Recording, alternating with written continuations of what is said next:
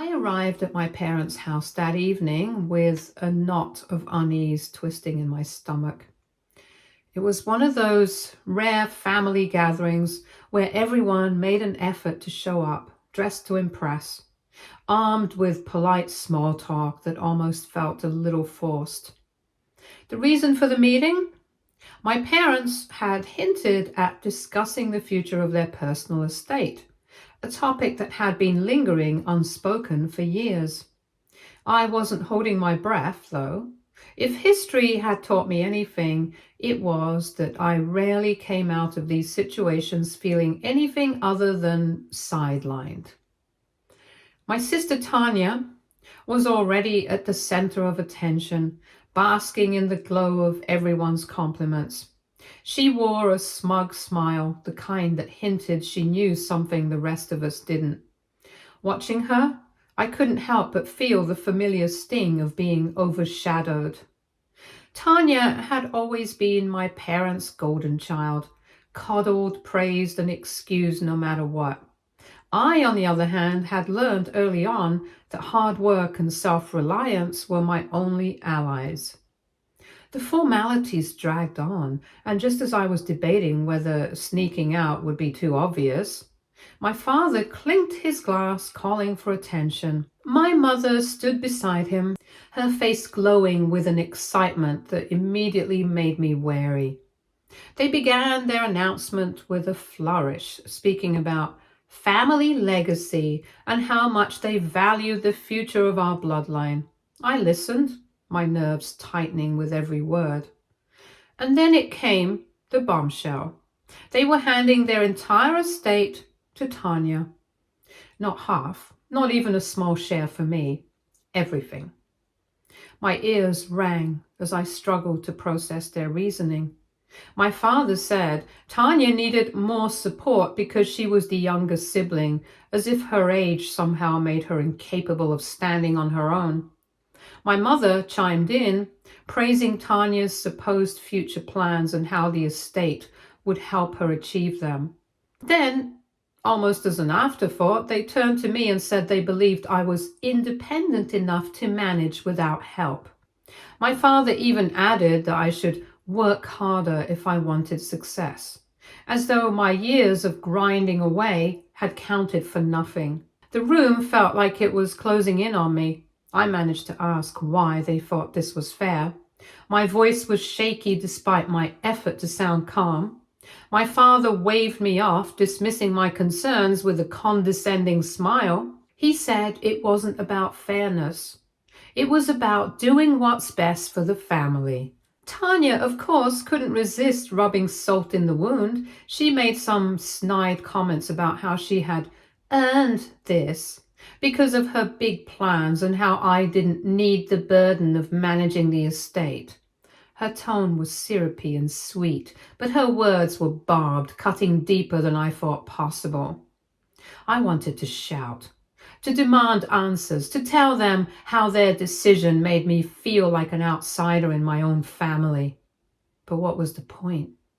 They had made up their minds, and no amount of reasoning would change the fact that I had been pushed aside yet again. The rest of the room watched in awkward silence, clearly uncomfortable but unwilling to step in. I could see a few sympathetic glances from extended family members, but none of them spoke up. I sat there, stunned and humiliated, while my parents and Tanya basked in their self-congratulatory glow.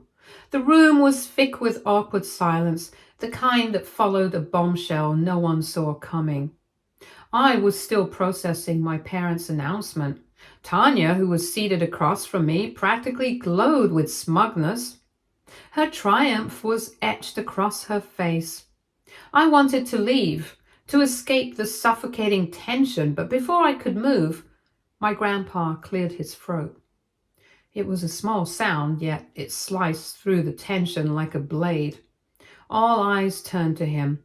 He had been quiet the entire evening, sitting at the far end of the table with what I had assumed was disinterest. But now, his expression was sharp. His gaze fixed on my parents with a calm intensity that carried a warning. He said he had heard just about enough. His voice was steady but carried an unmistakable weight. My father attempted to protest, starting to say something about it not being his place.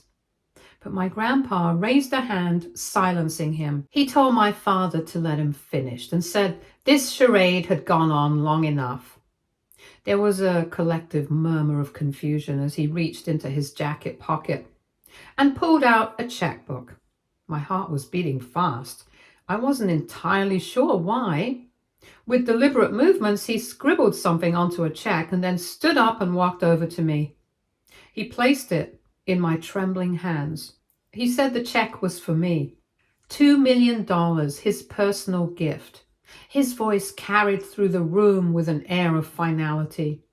Everybody seemed frozen, and for a moment, no one moved or spoke. I stared at the check in disbelief, the weight of the gesture sinking in. Tanya was the first to break the silence. Her voice was shrill as she demanded to know what was going on. She sputtered about fairness, asking why I was getting this money and not her. Grandpa's gaze snapped to her, sharp and unwavering.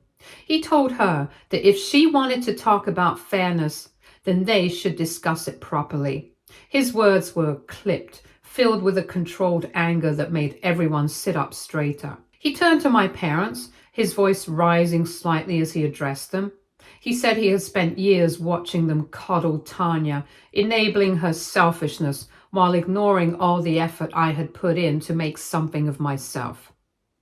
My mother flushed red with embarrassment. My father's face twisted with discomfort. They started to mumble something about Tanya being younger and needing more support, but Grandpa cut them off sharply. He said age had nothing to do with it. He called out their blatant favoritism and said this was about character. He gestured towards Tanya and said they had inflated her ego to the point where she thought the world owed her everything. Tanya gasped in disbelief, trying to defend herself. She claimed she had worked hard too, even if no one had noticed. Grandpa fixed her with a glare and asked her to name one thing she had truly worked hard at. He pointed out that all he had seen was her spending their money and making empty promises about plans she never followed through on. He said that if she considered that hard work, then she was more deluded than he thought. My parents tried to interject again, saying they were within their rights to make decisions about their own estate, but Grandpa waved them off. He said they were free to make their decisions and he was free to make his own.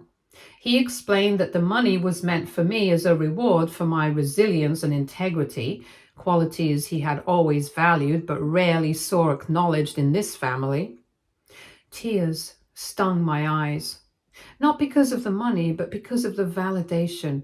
For once, someone had recognized my efforts, my struggles, and my worth. Tanya, unable to contain her emotions, slammed her hands on the table, demanding that Grandpa explain himself again. She insisted that this was an insult, not just to her, but to the entire family. She accused him of playing favorites and claimed that I had somehow manipulated him into giving me the money. I felt my face burn with frustration. Manipulation. I had spent years quietly enduring their blatant favoritism, their constant dismissal of my efforts, and now I was the manipulative one? My parents jumped in to support Tanya, their voices rising as they tried to convince Grandpa to reconsider. My father said that rewarding me this way would create unnecessary divisions in the family, while my mother chimed in that Tanya was still young and needed guidance, not punishment. Their words were dripping with hypocrisy. I had had enough. I refused to stay silent. I told them that this so-called division had always existed, but they had ignored it because it suited them. I reminded them how they had belittled me for choosing to work hard, all while praising Tanya for doing nothing. I asked them how they could stand there and accuse me of being greedy when they had just handed their entire estate to her under the pretense of fairness. Tanya shot back, calling me ungrateful and petty, claiming that I was jealous of her success. Success? I laughed bitterly and told her that living off handouts and demanding more wasn't success. It was entitlement. The argument spiraled with Tanya throwing a tantrum, shouting about how unfair life was, how I had always been jealous of her. My parents tried to pin the blame on me for escalating things, saying I should have just been grateful for what I had. That was when Grandpa stepped in again. He raised his voice louder than I'd ever heard it. Silencing the room, he told my parents they had no right to talk about fairness or family unity when they had spent years fostering this toxic dynamic. He reminded Tanya that nothing in life was guaranteed and warned her that her entitlement would be her downfall. His words stung everyone, even me, though for different reasons. As the room fell silent once more, I realized this wasn't just about the money anymore. It was about finally being seen, finally being heard. Tanya, of course, couldn't let it go. She wailed about how unfair it was. She asked if she didn't deserve something too. Grandpa's tone turned icy as he told her she had already been handed everything on a silver platter. Yet she still complained. He said she was lucky he hadn't stripped my parents' inheritance altogether and given it to me instead. The room erupted into chaos. My parents were shouting. Tanya was on the verge of tears, and the rest of the family whispered furiously among themselves. Through it all, Grandpa remained calm, his point made. Before he left, he turned to me, placing a firm hand on my shoulder. He told me to use the money wisely and left the room without another word. His exit left a stunned silence in his wake. None of what happened erased the years of neglect or hurt, but I want to keep the check. What should I do? Update 1. A week had passed since that chaotic family gathering, and things still felt heavy. It wasn't just the argument that lingered, it was the aftermath. The real impact of everything that had happened.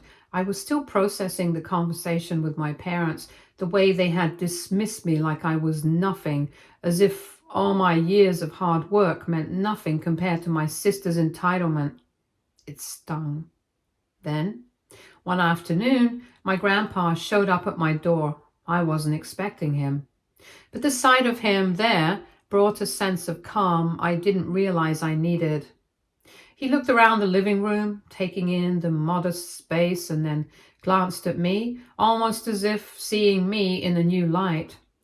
He always had this quiet sophistication about him, never one to get involved in the drama, but this time he wasn't holding back. He came in without saying much, but his presence was solid. Finally, after a moment, he spoke, a little softer than usual. He told me he just wanted to check in and see how I was doing after everything that had happened. I didn't realize how much I needed to hear that until he said it. I let out a breath, half laughing, half sighing, and told him that I was doing as well as could be expected. It had been tough, of course, but I was managing. I didn't want to dump everything on him, so I kept it brief. I didn't want myself to dwell too much on the hurt that still lingered. He didn't push. He just nodded in understanding, but then he looked at me seriously. He said that he should have stepped in sooner, that he should have called out the way my parents treated me, how they'd always put my sister on a pedestal while overlooking all my efforts. It was hard to hear him say that, but his words were sincere. I told him I hadn't expected him to step in. I'd always known what they were like, and I'd made my peace with it. But it still hurt, especially now, seeing how little they thought of me. Grandpa nodded again. His expression was soft.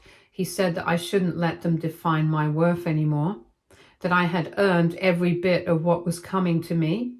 And then he told me in his quiet way that I didn't need to keep chasing their approval. I had a chance now, a real chance, to build something for myself with the money he had given me. He said that I had the power to create my own future, and how I used that money was left to my judgment. I asked him, though, how to move forward, if it was really okay for me to use that money. What if I messed up? What if I didn't know what to do with it? Oh, he smiled at me, not in a condescending way, but with that familiar, patient wisdom. He told me not to worry about wasting it, and that the important thing was to take my time, think things through, and reach out for help when I needed it. He'd be there for me every step of the way, guiding me if I wanted it. We spent a few more hours talking about my options, about investments, about what I could do with the 2 million.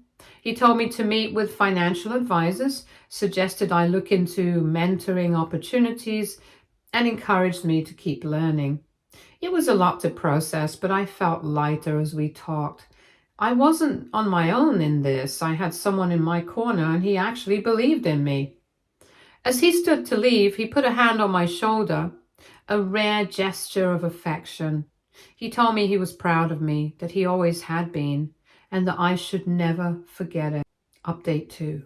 4 months had passed, and things had certainly changed. My sister, having taken full control of the estate, was already in over her head. I never would have guessed it, but she managed to make a mess of what was supposed to be a smooth transition. It wasn't even that she didn't have the resources. She had everything handed to her on a silver platter. But I guess when everything's given to you, there's no drive to make sure it lasts. First, she decided to liquidate most of the family's assets, claiming it was for some necessary upgrades to the estate. I heard from a cousin that she'd sold off a bunch of antique furniture, stuff that had been in the family for decades, just so she could redecorate. And the renovations, well, she went for the most extravagant, overpriced contractors, promising them the world.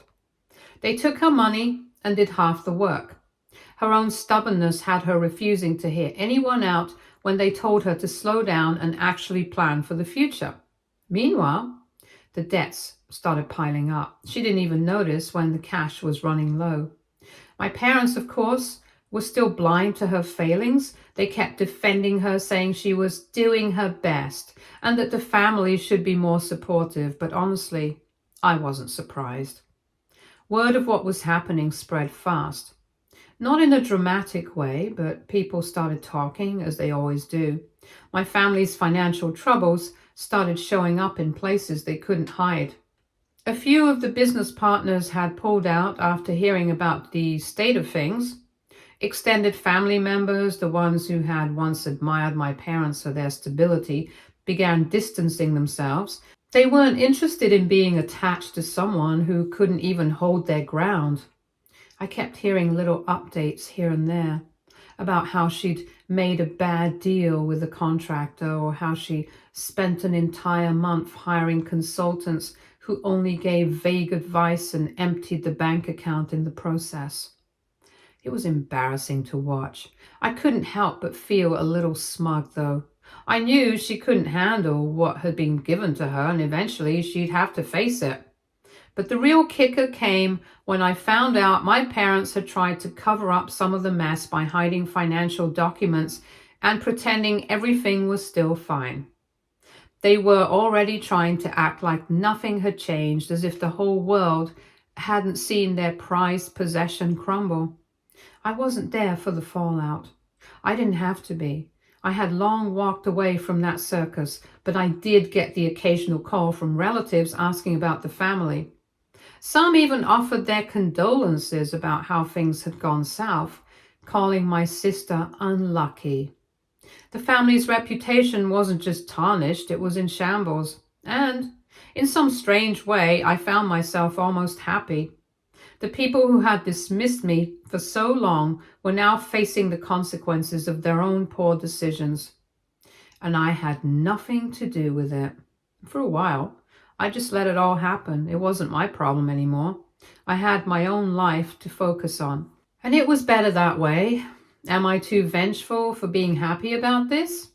Update 3. Every decision seemed worse than the last, from draining resources on unnecessary luxuries to alienating everyone who could have helped her. I wasn't surprised, but I can't deny my parents' stupidity for still indulging her. What happened next was inevitable. Word got out about the mounting debts, the unpaid but useless contractors, and the disappearing assets. A few more businesses that had been part of the family's portfolio pulled out, refusing to deal with a sinking ship. The phone calls my parents had been avoiding finally came to a head when the creditors started showing up. Bills piled up. The lawyers moved in. I heard all of this, secondhand, of course. People I hadn't spoken to in years were happy to share the gossip, and it seemed like every other day there was some new update.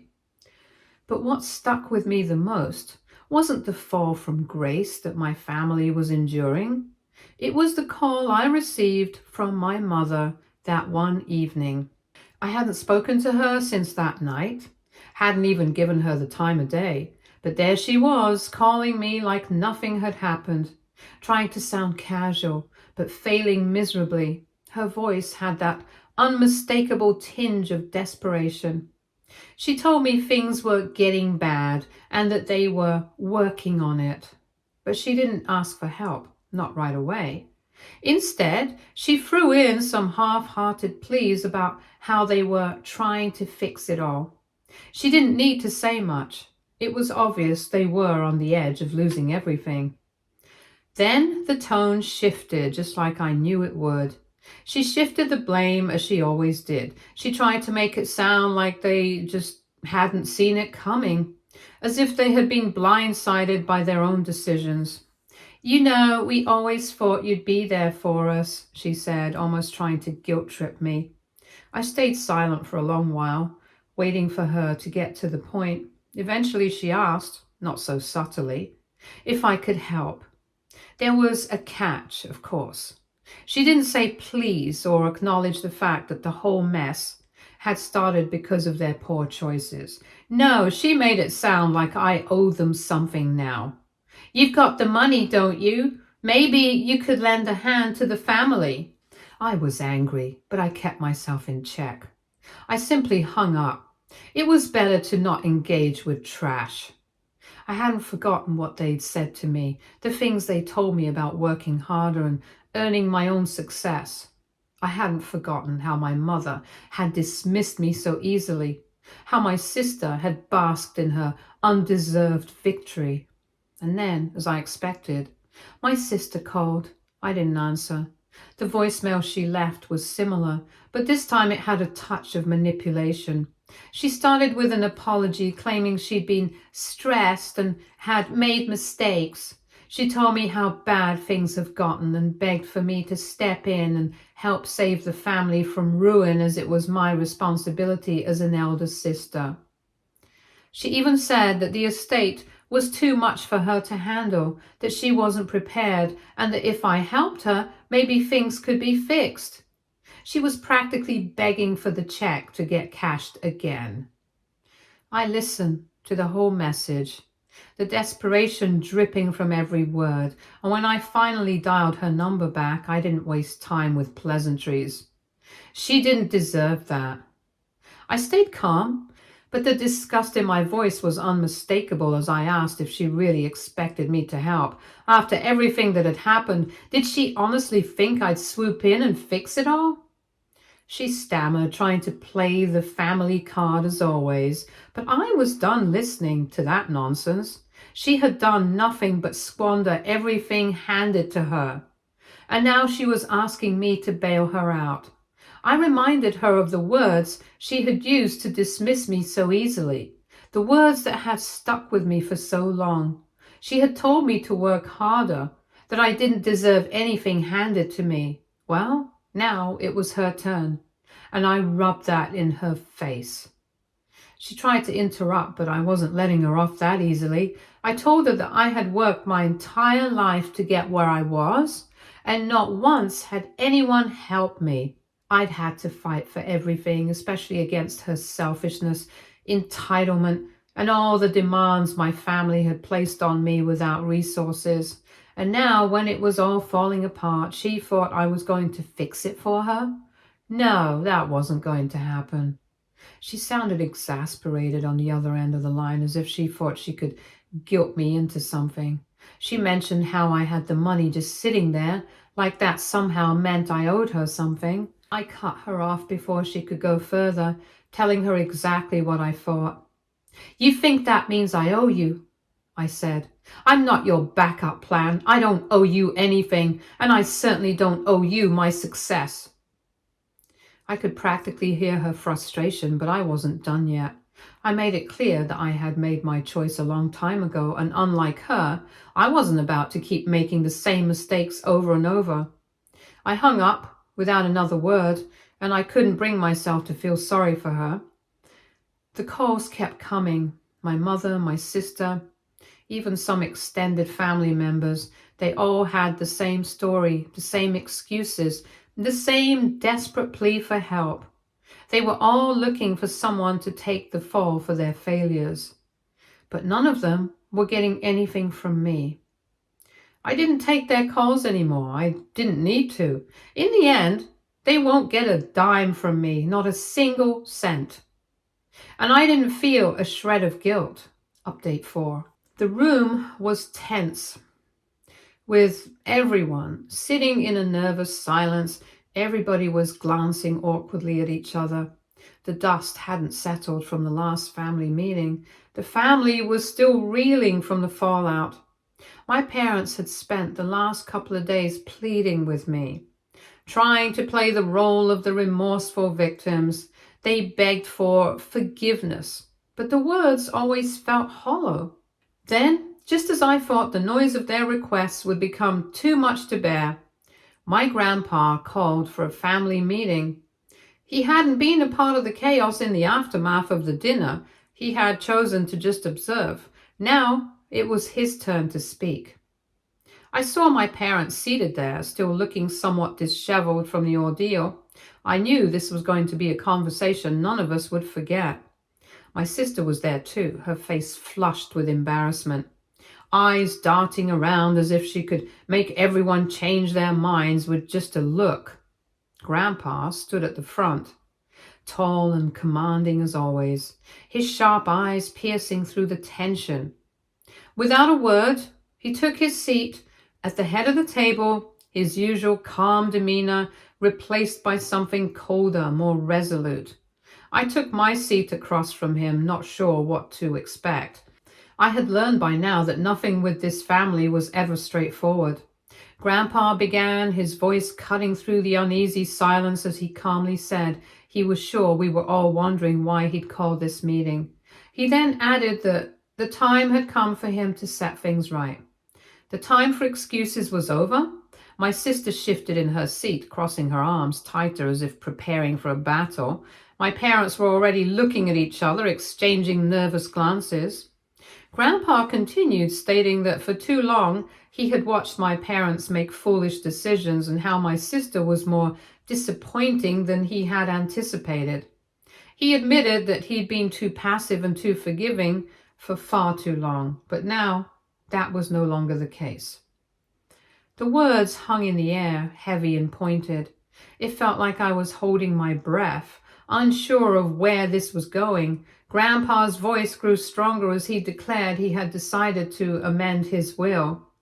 He stood taking his time and with a sharp look at my parents told us that their inheritance was now revoked. The words hit with a force that left the room still. My mother's face turned pale and my father's mouth opened, though no words came out. Their shock was transparent. My sister's expression twisted in disbelief, her mouth slightly ajar as she glanced from Grandpa to our parents. I knew something big was coming, but I hadn't expected it to happen like this. Grandpa's declaration echoed in the room, reverberating through the silence.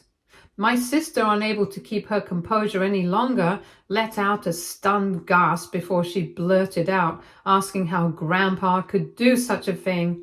She demanded to know why he was punishing her, claiming she had done nothing wrong. Grandpa didn't hesitate. cutting her off. He coldly stated that she had spent her life acting entitled, believing that everything was owed to her, and that my parents had enabled her selfishness.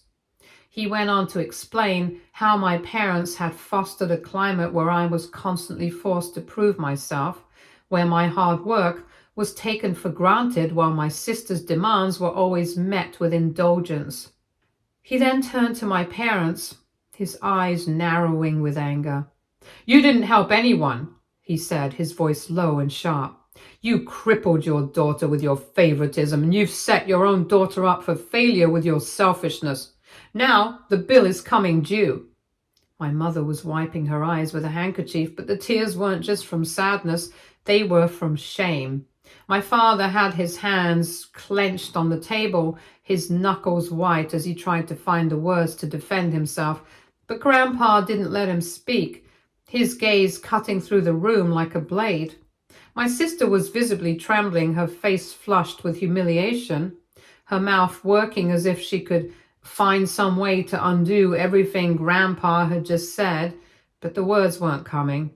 She sat in stunned silence, her gaze darting between Grandpa and me, as if she couldn't believe the turn this conversation had taken. My parents tried to apologize, their voices now trembling. My mother, with tears streaming down her face, whispered how sorry she was, how they never meant to make me feel less than. My father, sounding weak for the first time, muttered about how they never wanted things to go this far. But their apologies felt like empty words because I could see the viciousness in their gaze. They just wanted to regain control over the situation they had created. Everybody knew better than to take sides after that, or they might just be cut out of the will too. 2 days later, I received a message from them, a final attempt at trying to gain access to my money. They apologized again, expressing regret for their behavior and asking for forgiveness. But I didn't need to hear it. The words didn't carry the weight they once might have. I had already forgiven them, but that didn't mean I was going to let them back into my life. Not now, not ever. I just wanted to let go of the bitterness that had been with me for so long, so I could run towards the future Grandpa had helped me secure. Stay tuned for more stories from our girl relationships.